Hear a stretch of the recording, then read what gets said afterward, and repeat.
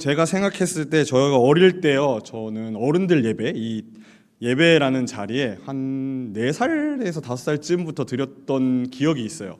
이제 어머니가 본인이 교회에 가시기 위해서 어린 저를 어거지로 데리고 가셨고요. 안 데리고 가면 안 되니까 집에 혼자 놓고 갈 수는 없으니까 데리고 가셨고 이제 꽉 잡혀서 옆에서 이제 예배를 드렸는데 요즘은 이제 우리 친구들 어린이들 예배 들어오면은 옆에서 스마트폰을 본다든지 막 장난감 갖고 논다든지 하잖아요. 저희 어머니는 몹시 광신하신 분이셔서 아들이 옆에서 딴짓하는 것을 가만 보지 못하셨습니다. 그래서 꼭 잡고 계셨거든요. 집중하도록 다리도 못 떨게 하셨어요. 그러다 보니까 이제 어떤 생각이 들었을까 어린 마음에 이 예배는 언제 끝나나.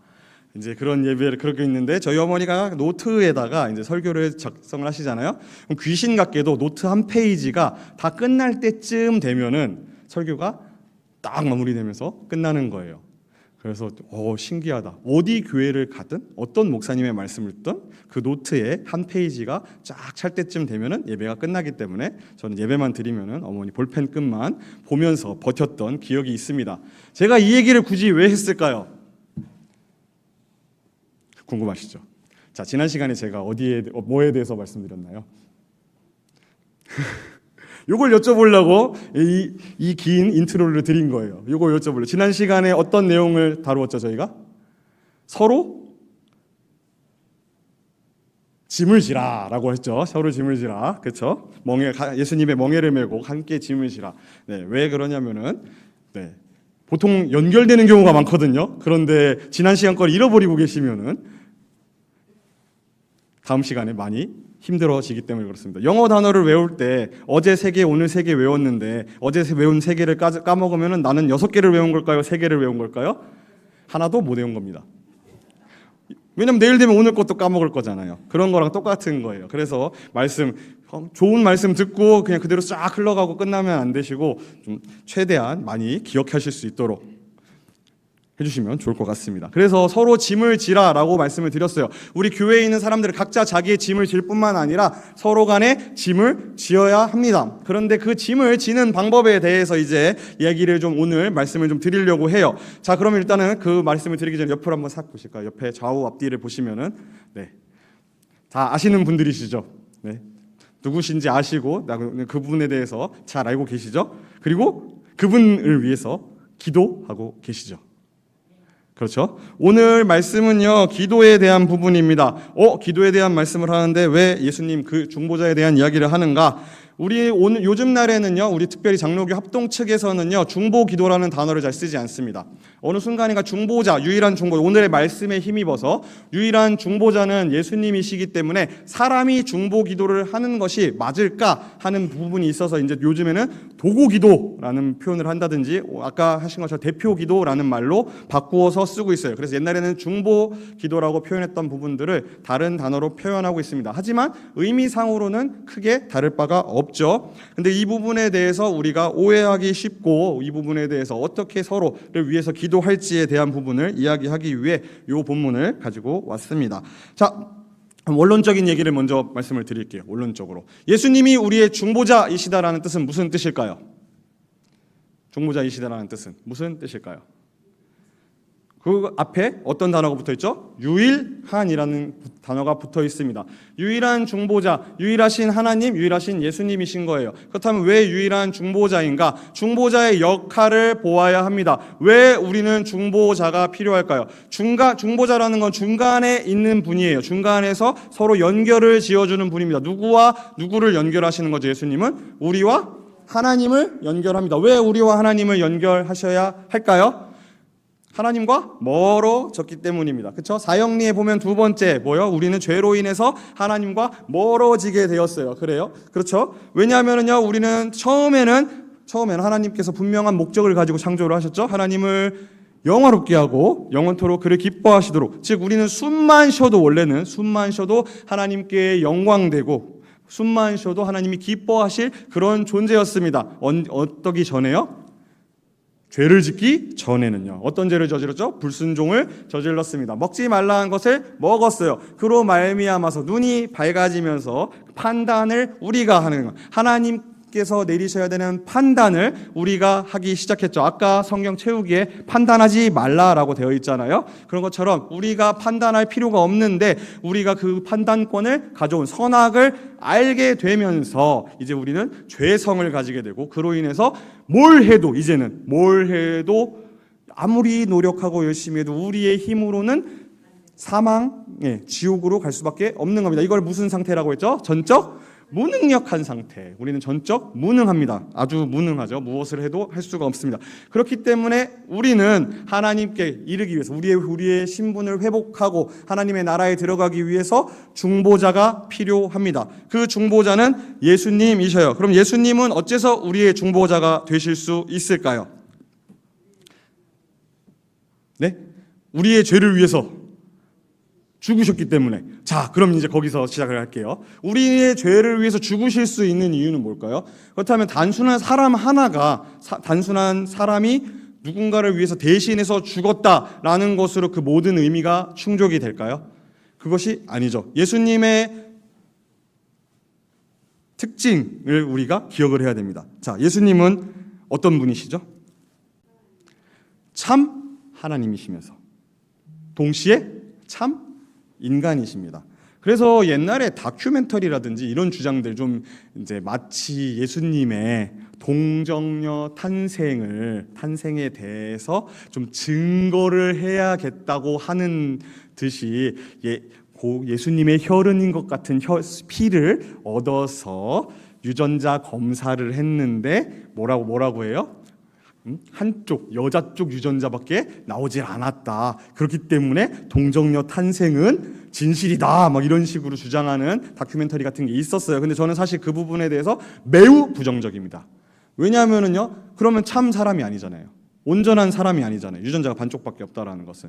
동정녀로 태어나 성령으로 말미암아 잉태하셨어도 분명 온전하신 사람으로 오셨을 거예요. 오히려 사람보다 더 사람다운 사람으로 오셨기 때문에 그 부분이 만약에 과학적으로 동정녀 탄생을 증거한다라는 주장을 한다 해도 저는 그거는 오히려 예수님의 인성을 해치는 부분이라고 생각을 해요. 저는 제 생각이에요. 그렇지만 예수님은 참 하나님이시고 완전한 인간이시라는 것은 명확합니다. 그렇다면 왜 하나님이시면서 인간이실 필요가 있었을까요?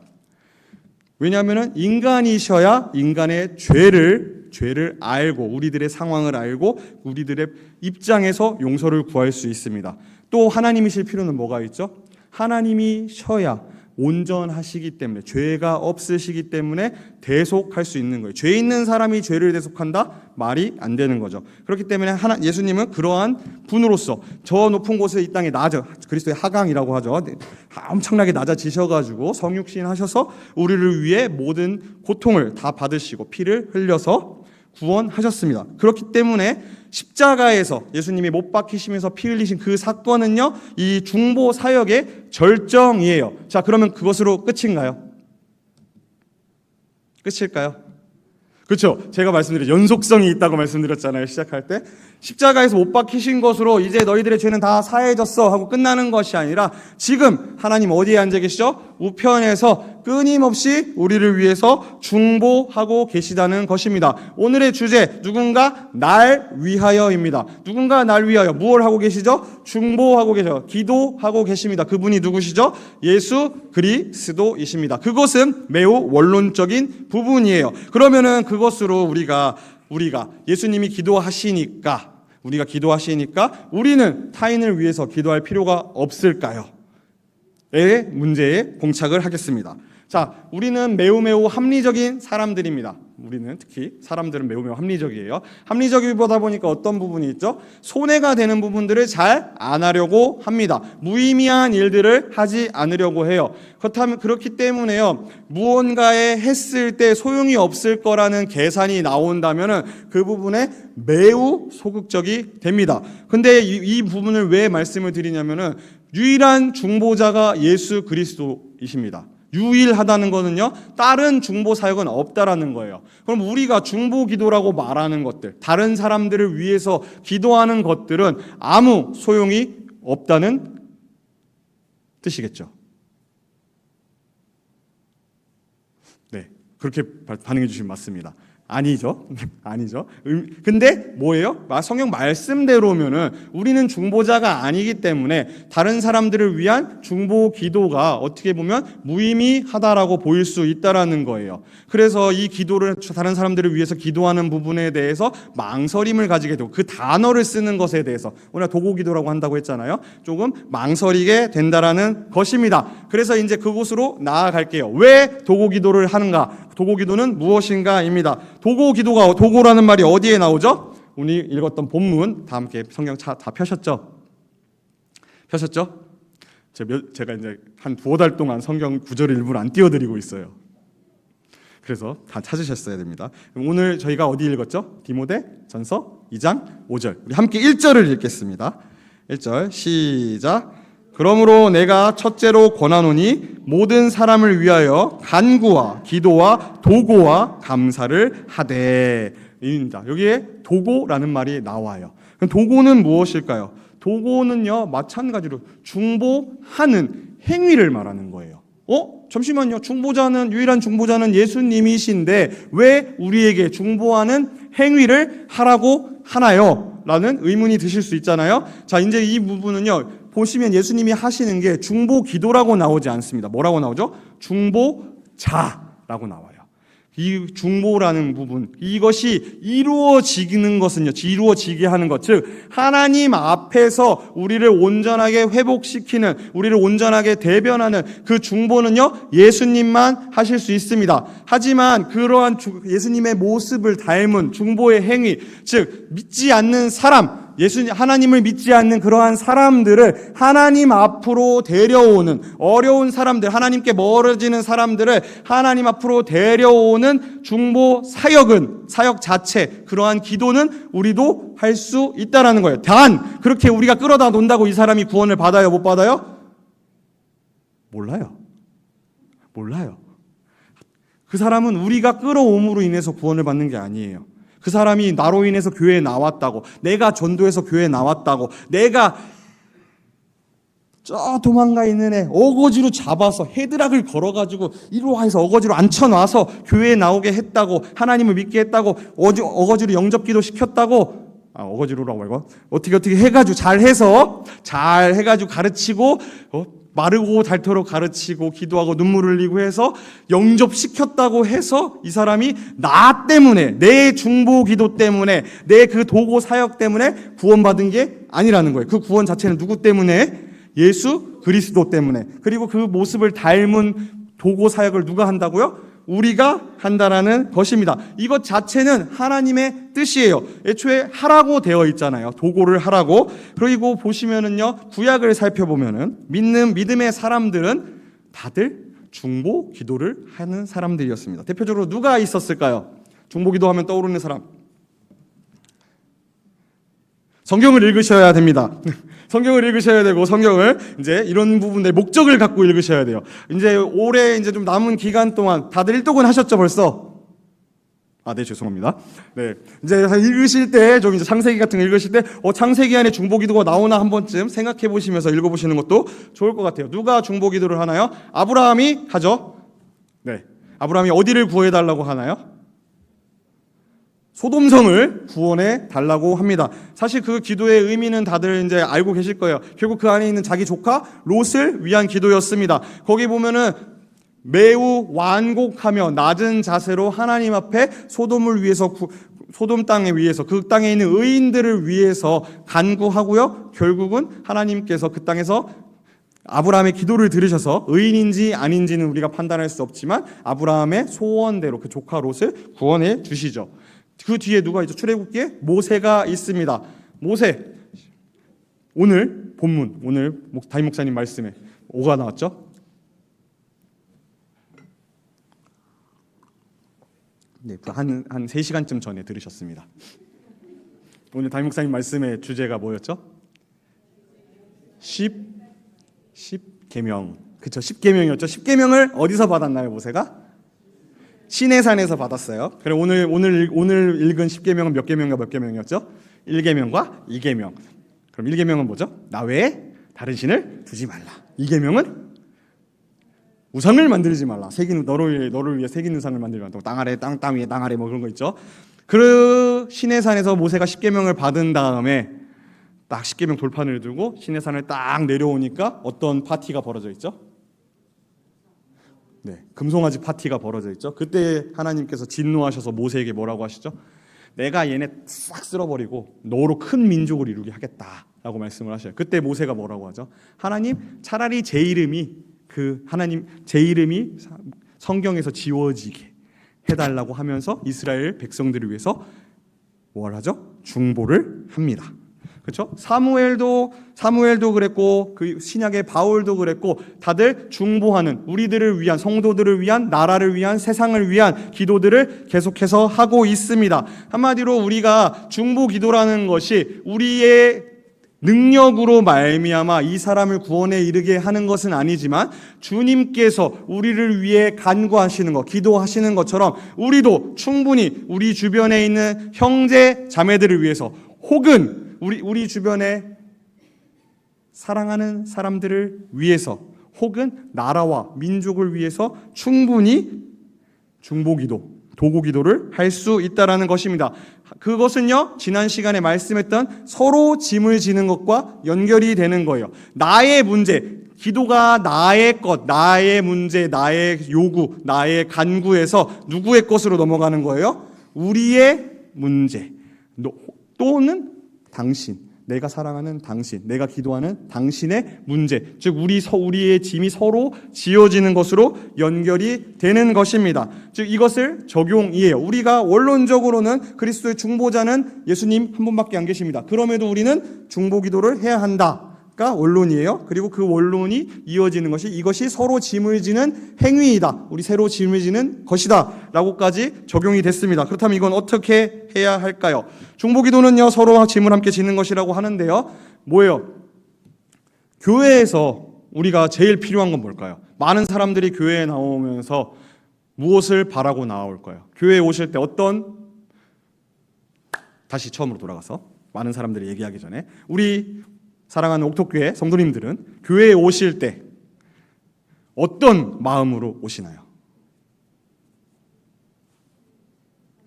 일단 이렇게 여쭤보면은 많이 망설이실 테니까 제가 좀 솔직한 얘기를 좀 먼저 한번 드릴게요. 저는 어떤 마음으로 교회에 올까요?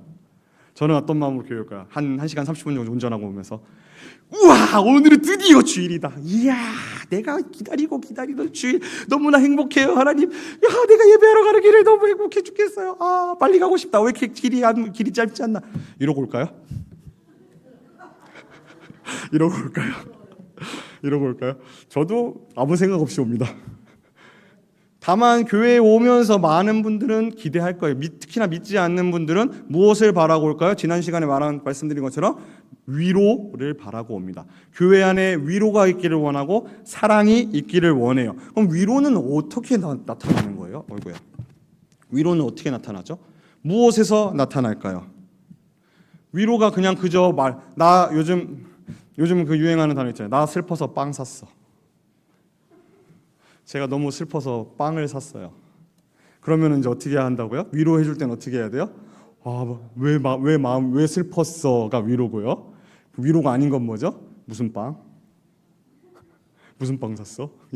그게 위로가 아니라는 거예요. 이게 위로일까요? 단순한 공감이?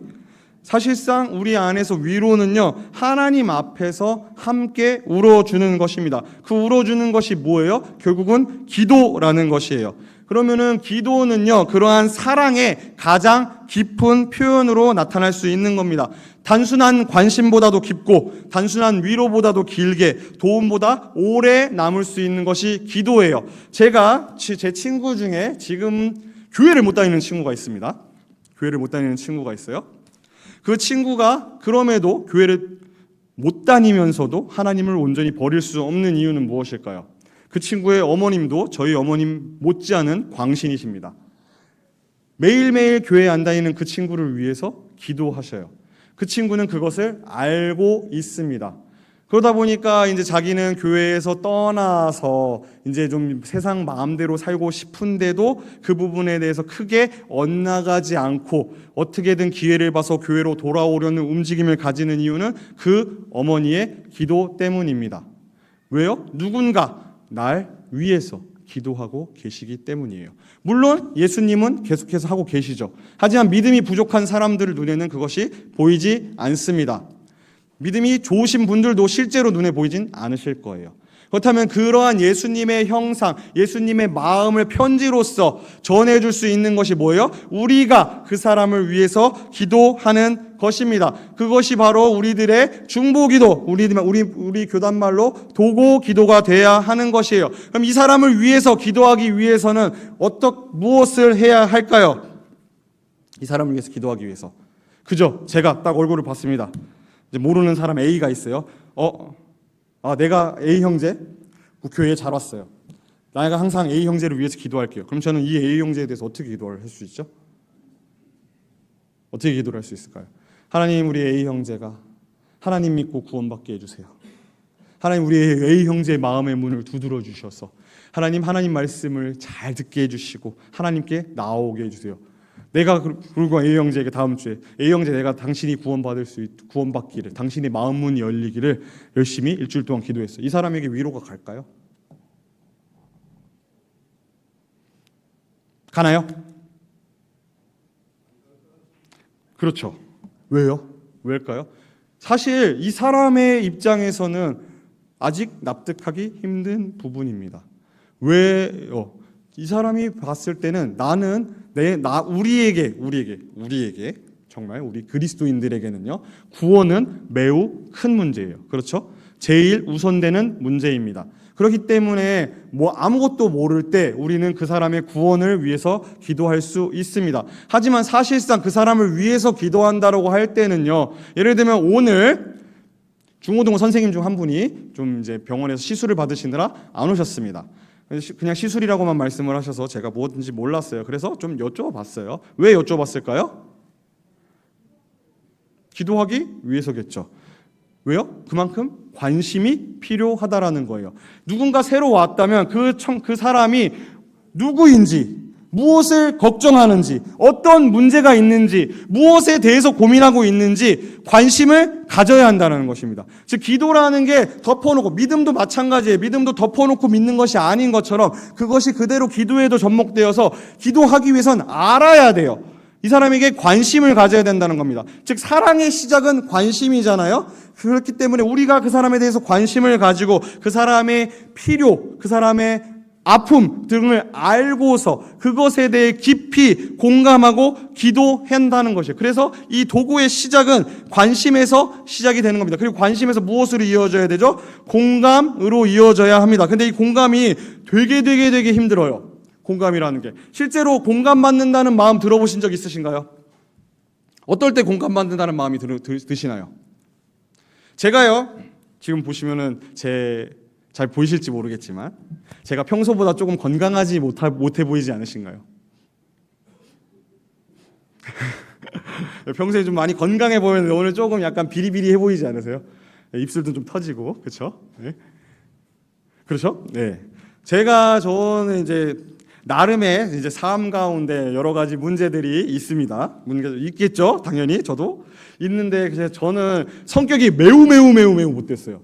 교회에서 아닌 척, 성격 좋은 척, 착한 척 하고 있지만 저는 성격이 되게 나쁩니다. 엄청나게 나빠요. 오죽하면 제가 예전에 말씀드리지 않았나요? 저는 냉면을 시켰는데 냉면 서빙하는 아주머니가 가위로 싹둑하면 그 냉면 안 먹었어요. 헐. 왜냐? 그 냉면은 가위로 자르면 안 되거든요. 그런 고집이 있는 아주 성격이 안 좋은 친구였습니다. 지금도 비슷해요. 그러다 보니까 제가 이제 나름대로의 계획을 세우고 살아가잖아요. 근데 그 계획들이 되게 많이 흐트러질 경우에 이제 컨디션이 안 좋아져요. 그러다 보니까 이번 진짜 한 2달 동안 뭔가 계획이 계속 어긋나는 거예요. 그래서 좀 쉬려고 한 날에 쉬지 못하게 된다든지, 좀 뭘 하려고 했던 날에 그것이 캔슬된다든지 그런 것들이 생기다 보니까 너무 힘들었습니다. 그 와중에 저희 아이들이 얼마 전에 경주월드 연간 회원권을 끊어가지고 지난주에만 경주월드를 2번 갔어요. 그러다 보니까 죽을 것 같더라고요. 죽을 것 같아요. 그러다 보니까 몸이 입술이 부러뜨고 입안에가 다 터져서 뭘 마시면은 막 따갑고 막 그렇게 되었어요. 그런 정도로 몸이 안 좋았습니다. 근데 그런 부분들에 대해서 힘들어 보이니까 요즘 힘들죠가 위로가 안 되더라고요. 요즘 힘들죠가 위로가 안 돼요. 왜냐? 근데 나도 왜 뭐가 힘든지 모르겠어요. 뭐가 힘든지 모르는데 이쪽에서 그냥 힘들죠. 물론 저를 위해서 하시는 말씀이고 공감하시는 부분일 텐데 제가 그게 공감이 안 되는 거예요. 그러던 중에 비슷한 상황, 얼마 전에 똑같이 아들, 딸과 함께 놀이공원에 갔다가 녹초가 돼서 돌아온 친구와 통화를 하면서 이래서 힘들었다라는 대화를 딱 하는 순간 샥 뭔가 마음속에 편안함이 오면서 위로가 쫙. 왜요? 공감되는 것 같으니까. 얘는 내가 뭐가 힘든지 알거든. 나도 얘가 뭐가 힘든지 알고. 그렇죠? 공감이라는 거. 그렇다고 무조건 이 사람이랑 같아져야 된다는 게 아니라 진짜 공감이라는 부분이 이 사람을 온전히 이해한다라는 것입니다. 자, 그럼 그게 믿음의 어떤 요소죠? 수납하는 거예요. 그게 이해한다는 거, 수납한다는 거. 믿음은요, 알게 된 것을 마음속에 받아들여야 합니다. 기도도 마찬가지예요. 이 사람에 대해서 알고 이 사람을 온전히 이해해야 돼요. 그러고 나서는 어떻게 되는 거죠? 이 사람을 위해서 기도할 수 있는 겁니다. 우리가 그렇다면은 이때 마지막에 왔을 때 그것이 그때 가서야 비로소 이 사람을 위해 간절하게, 간곡하게 도구할 수 있는 것입니다. 저희 작은 딸이 기도를 할 때, 저희 작은 딸 10살이거든요. 10살인데 기도할 때 40분, 50분씩 기도합니다. 왜 어떻게 그렇게 기도할까요? 제가 말씀드린 적 있나요? 저는요, 하나님 나쁜 꿈 꾸지 않고 좋은 꿈 꾸게 해주세요 하면은 끝나는 기도입니다. 하지만 우리 작은 딸은 기도할 때 그렇게 기도하지 않습니다. 모든 나쁜 꿈의 카테고리를 쫙 나열합니다. 도깨비도 1마리, 2마리, 3마리, 4마리, 5마리, 6마리, 한 10마리까지 안 나와야 돼요. 어떤 짐승이 나오면 안 되고 다 구체적이에요. 그리고 요구하는 것도 구체적입니다. 뭐가 나오는 꿈, 그게 안 되면 뭐가 나오는 꿈. 그러다 보니까 기도를 길게 합니다. 그런 우리 작은 딸이 저한테 기도해달라고, 아빠 무서운 꿈 안 꾸고 좋은 꿈 꾸게 기도해 주세요라고 할 때 제가 우리 시아 하나님 우리 시아 무서운 꿈 꾸지 않고 좋은 꿈 꾸게 해주세요라고 하면 이 친구는 제가 기도해줬다고 생각을 할까요? 그렇죠. 우리는 공감이 필요합니다. 관심과 공감이 필요하죠. 지금 우리 성도님들의 전도 대상, 기도 대상 혹은 자녀의 지금 관심사가 무엇인지 알고 계신가요? 혹은 지금 무엇으로 고민하고 있으며 무엇 때문에 힘들어하는지 알고 계신가요? 그것이 무엇인지 명확하게 아시나요?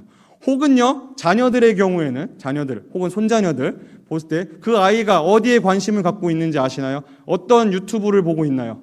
어떤 게임을 하고 있고 어떠한 연예인을 좋아하고 있나요? 그러한 작은 모든 그러한 관심들에서 우리는 공감을 낳게 되고요. 그 공감을 통해서 우리는 도구할 수 있는, 그를 위해서 기도할 수 있게 됩니다. 누군가 날 위해서 기도하고 있어요. 누군가. 그리고 그것을 우리는 예수님이라고 명확하게 알고 믿고 살아가고 있습니다. 그리고 이제 예수님이 우리에게 해줬던 것처럼 예수님이 보이지 않는 그들을 위해서 우리는 도구의 자리로, 중보의 자리로 나아가야 합니다. 물론 지금 갑자기 일조일석에 이 사람에 대해서 모든 것을 파악하고 이 사람에 대해서 갑자기 완벽한 기도를 할 수 없을 겁니다. 분명 조금 부족할 수 있어요. 하지만 그런 부족한 우리들을 위해서 성경이 매우 은혜로운 말씀을 주셨습니다. 로마서 8장 26절입니다. 제가 읽어드릴게요. 이와 같이 성령도 우리의 연약함을 도우시나니 우리는 마땅히 기도할 바를 알지 못하나 오직 성령이 말할 수 없는 탄식으로 우리를 위하여 친히 간구하시느니라.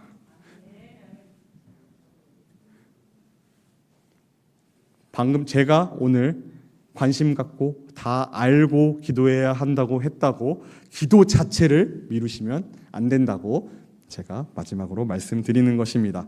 누군가 날 위해 기도하는 것처럼, 내가 그 기도에 힘입어 살아가는 것처럼, 내가 이제 내 주변에 있는 형제, 자매, 불신자들, 자녀들의 짐을 함께 지기 위해서, 그들을 위해서 기도하고 예수님 닮아 누군가를 위해 기도하는 우리 옥토교회 성도님들 되시기를 주님의 이름으로 축복합니다.